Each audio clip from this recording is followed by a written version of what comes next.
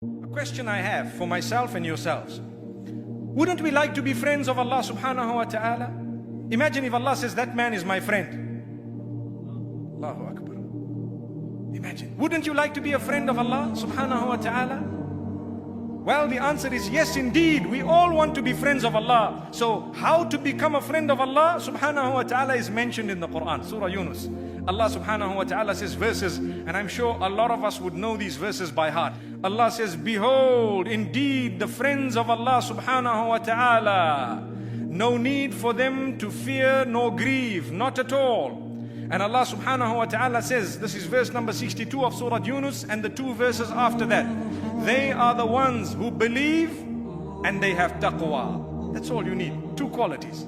To become a friend of Allah, you need to be a believer and you need to have taqwa. In order to be a believer, you need to have two main qualities.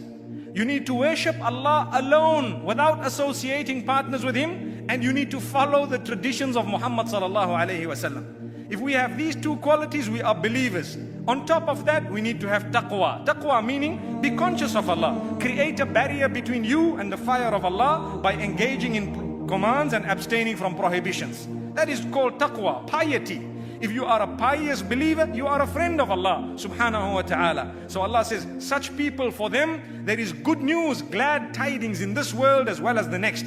In the narration, Rasulullah sallallahu alaihi wasallam says that Allah subhanahu wa ta'ala says, Man aada li waliyan faqad adhantuhu bil harb.